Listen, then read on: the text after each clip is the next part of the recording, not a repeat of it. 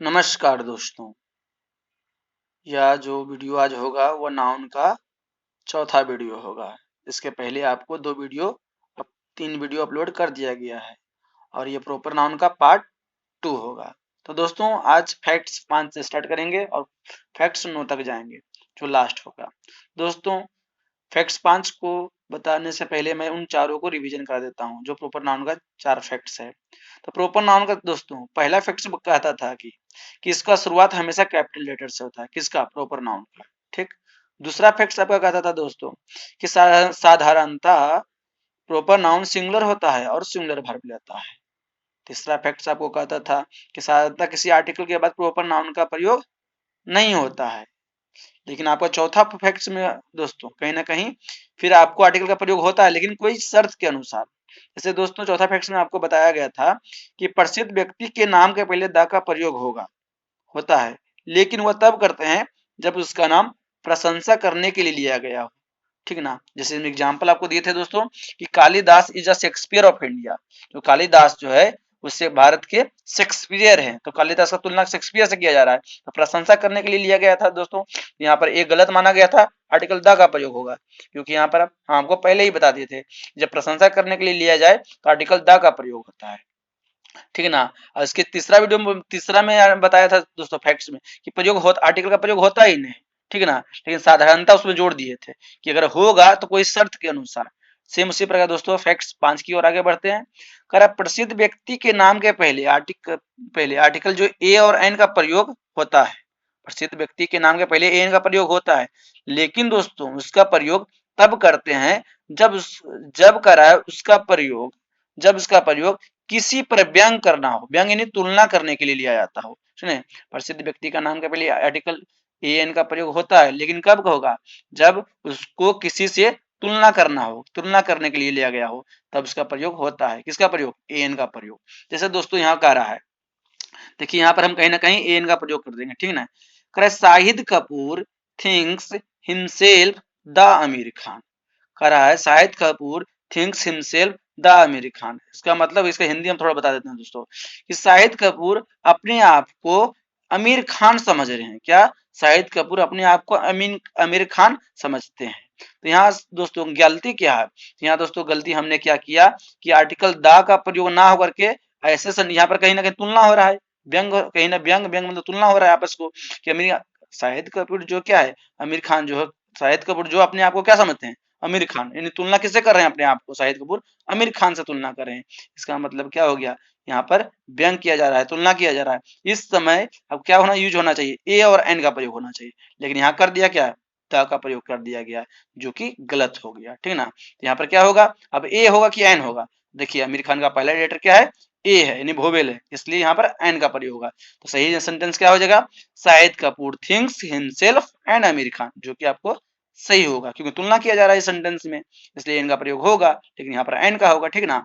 अगला एग्जाम्पल देखिए दोस्तों। करा ही थिंक्स हिमसेल्फ एन या the Dhoni in long hair.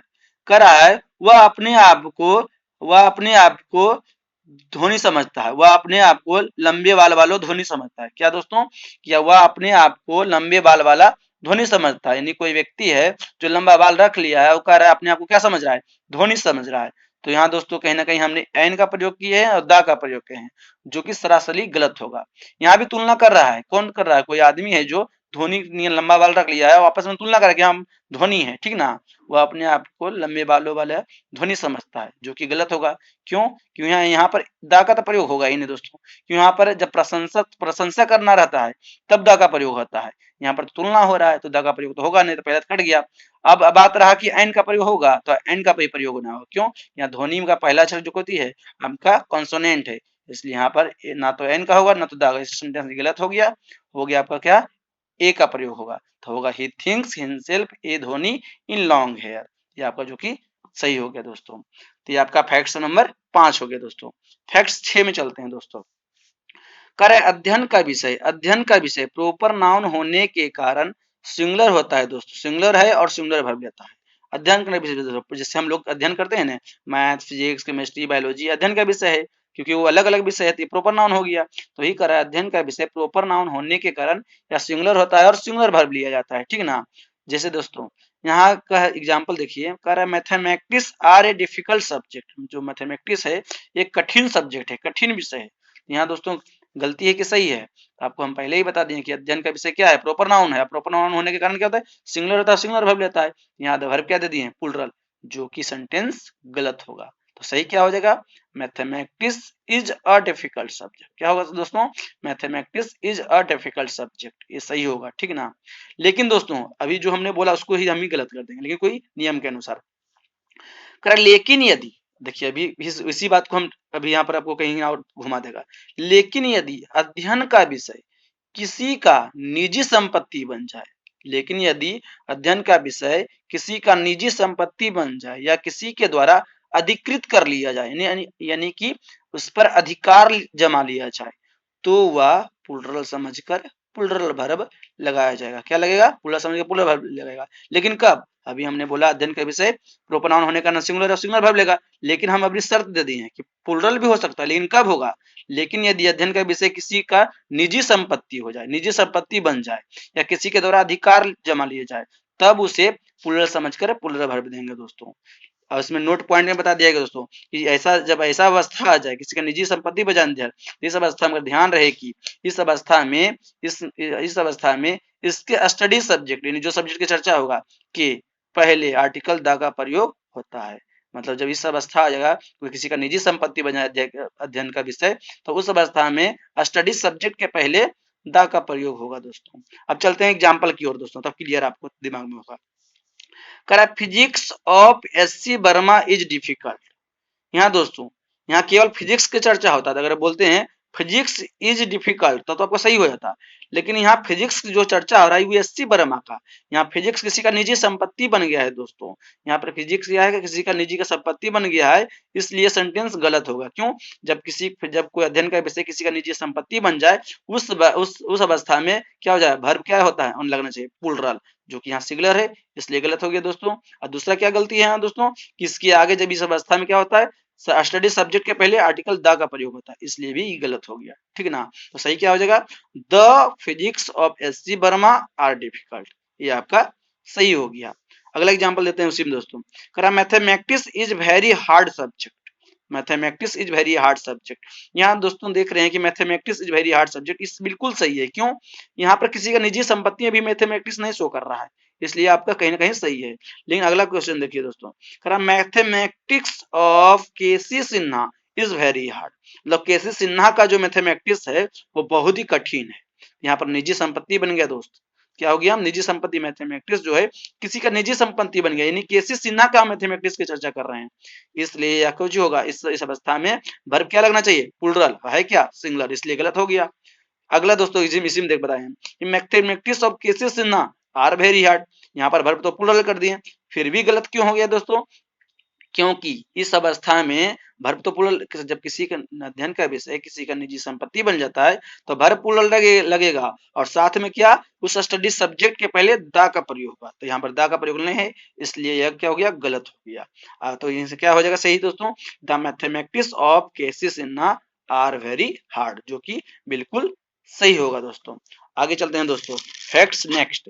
Facts next में दोस्तों अगला फैक्ट्स क्या है दोस्तों, कह रहा है कि फैक्ट्स 8 है दोस्तों, किसी भी देश का नाम सिंगुलर है, इसलिए क्या सिंगुलर वर्ब लेता है। कोई भी देश हो दोस्तों, अमेरिका हो, इंडिया हो, जापान हो, कोई भी देश का नाम सिंगुलर होता है और क्या होता है, सिंगुलर वर्ब लेता है दोस्तों। तो यहाँ हमने दिया एग्जांपल में कि India are a great country. आपका सही है कि गलत है, आप बता सकते हैं। तो यहाँ देखिए दोस्तों, अभी हमने बताया कि कोई भी देश का नाम सिंगुलर होता है और सिंगुलर वर्ब लेता है। यहाँ वर्ब क्या दे दिए, प्लूरल, जो कि गलत हो गया दोस्तों। तो क्या होना चाहिए, India is a great country, क्योंकि वर्ब क्या, कोई भी देश का नाम सिंगुलर होता है, सिंगुलर वर्ब लेना चाहिए, तो सिंगुलर दे दिया वर्ब दोस्तों, India is a great country, ये सही हो गया। आगे दोस्तों, लेकिन करा परंतु यदि देश के नाम से, फैक्ट्स नेक्स्ट दोस्तों, फैक्ट्स नो, जो कि लास्ट फैक्ट्स है, परंतु यदि देश के नाम से किसी भी प्रकार का दल का बोध हो तो उसे प्लूरल समझकर प्लूरल वर्ब देंगे। क्या देंगे दोस्तों, अगर कोई देश का नाम से कोई दल का बोध हो जाए, उस अवस्था में प्लूरल समझ के प्लूरल वर्ब देंगे, और उस अवस्था में जो देश है उसके नाम के पहले द का प्रयोग होगा।